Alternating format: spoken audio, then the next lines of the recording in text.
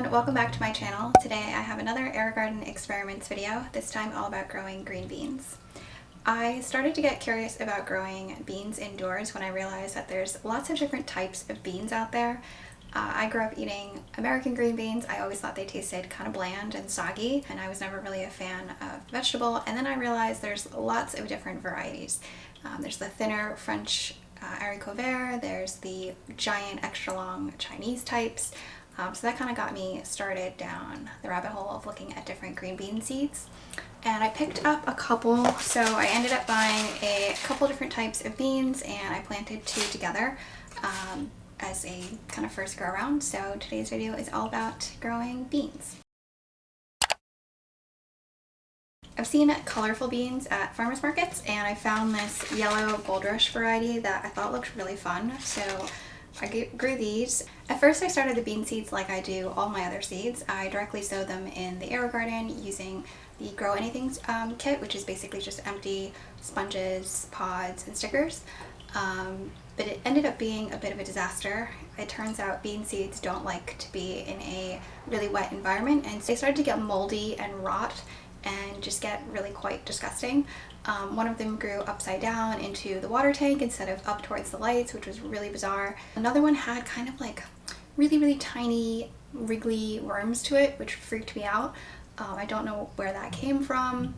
I double checked the seed packet to make sure there was no like bug larva or anything in there, and it looked clean, it looked all good, so I did decide to give this bean seeds another shot. For the second attempt I used the paper towel method, and it's a great method for any kind of trickier seed to start. So what you do is you dampen a paper towel, place the seeds inside, you can label it if you think you'll forget what the seeds are, and then you place it in a plastic bag and put it away in a dark place.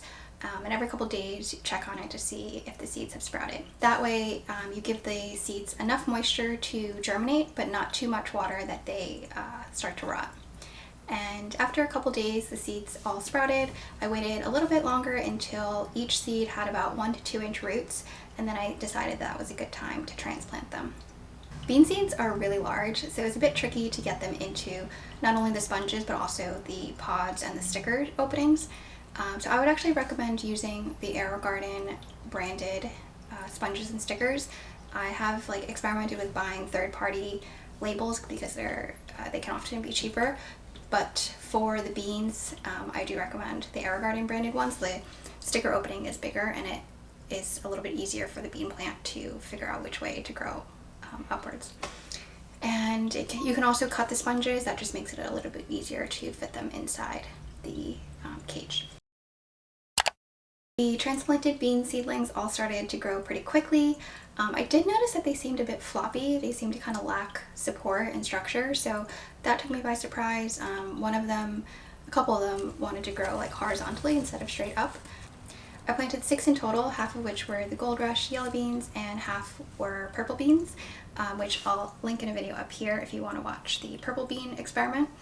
And I placed them all in my aerogarden farm. This is one half of the 24XL model, which has 3 feet of vertical growing height. And I wasn't sure at first how tall the beans would get. I heard about 2 feet tall, but they never really got taller than 12 to 18 inches. So if I were to grow these again, I would definitely not use the farm. I think it's overkill, it's a waste of space.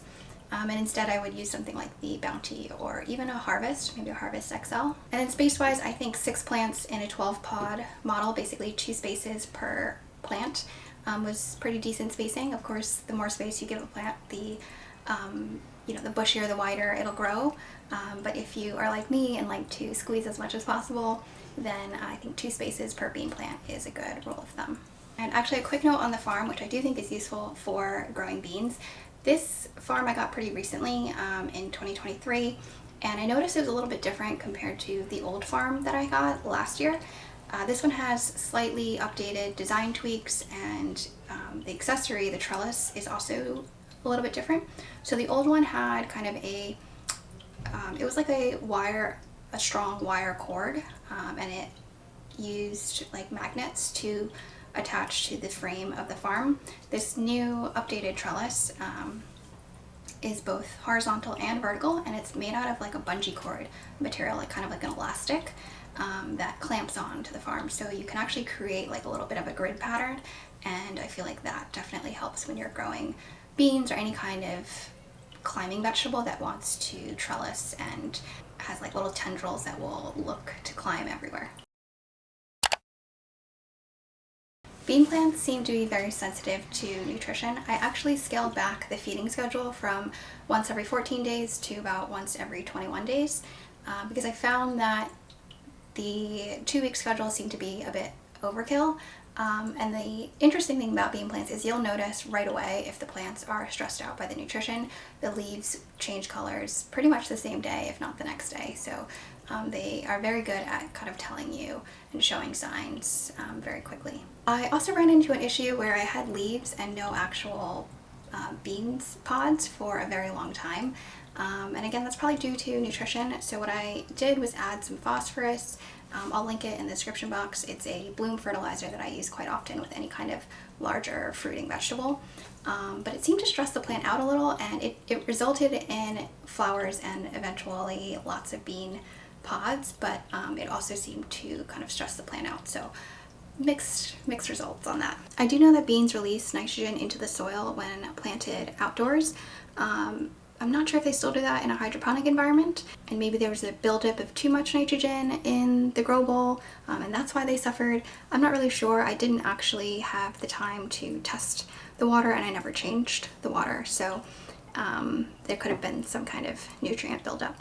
If anyone's grown beans indoors, I'd be curious to know what you did for nutrition.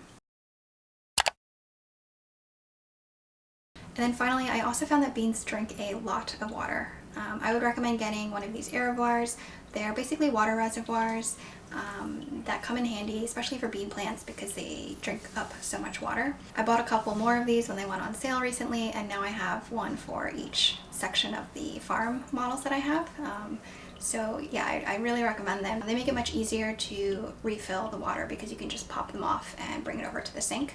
And they also double the tank capacity of the garden, so you can go much longer between topping up the water. And then finally, I started to get some beans. So Gold Rush bean plants tend to be kind of like bright green plants, and the flowers are tiny little white flowers. I didn't really pollinate them. I kind of just left them alone. Beans are self-pollinating. If you want, you can go in and kind of gently shake the plant. I pretty much just left them alone. I did get a couple comments on a TikTok that I had made that adding a fan would help increase the pollination rates, just giving it some airflow. So if I were to grow these again, I would probably do that. And you can follow me on TikTok if you want to see more like short form gardening videos. After about 2 months, I had tons of little beans growing.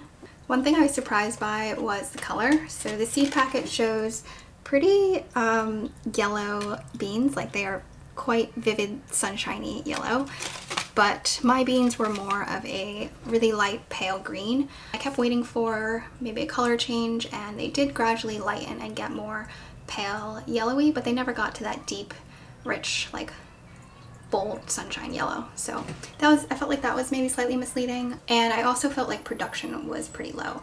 I basically, out of the 3 yellow bean plants that I had, it was one plant that produced the majority of the beans. They seemed to kind of just take a while to form pods, they struggled to produce that many, so a little disappointed on that aspect.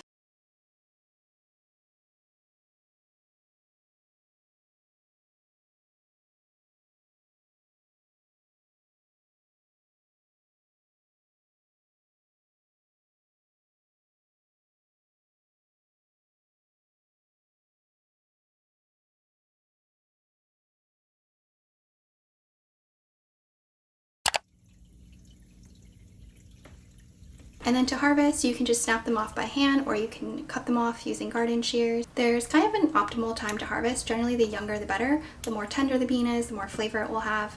The longer you leave it on the vine, it will gradually start to mature, and the bean pod originally starts off kind of smooth, and then you'll start to see little ridges form, and that's actually the seed, the plant creating little seeds inside. So once you see the bumpy ridges, it's on the more mature side, and it won't taste as sweet and tender. Because I was expecting these to be really yellow, I wasn't quite sure when to harvest them, and some of them I left too long. And so what happened is I left a couple of the beans too long on the plant, and they started to dry out. So they go from being green to kind of this pale yellow, and then they start to get brown. The pod goes from a very smooth, kind of straight look to it to forming these little bumps and these little ridges, and that's actually the plant producing seeds. So once you notice actual bulges and actual little like ridges, then the bean pod is a little bit more mature and a little bit tougher tasting. And then at a certain point it will turn brown, it will be completely dried out. Those aren't really edible, but what you can do is save the seeds. So beans are probably one of the easiest vegetables to save seeds from. Just leave the beans on the plant, let it completely dry out, and then you'll feel it's kind of like brittle and crunchy and hard, and then you can just snap it open and you'll have seeds to plant next year. So that's what I did. I ate some, harvested some, and kind of learned a lot about growing beans along the way. Definitely made some mistakes, but it was kind of a fun growing process. So yeah, definitely a lot of trial and error when growing these bean seeds. It was my first time growing them, so I feel like I learned a lot about what not to do. The fun thing is now I was able to save my own seeds from my own little gold rush plants, so I'll have more for next year. And yeah, hopefully this video was helpful, and if you have any tips about growing beans, then let me know. Alright, I'll see you in my next video. Bye.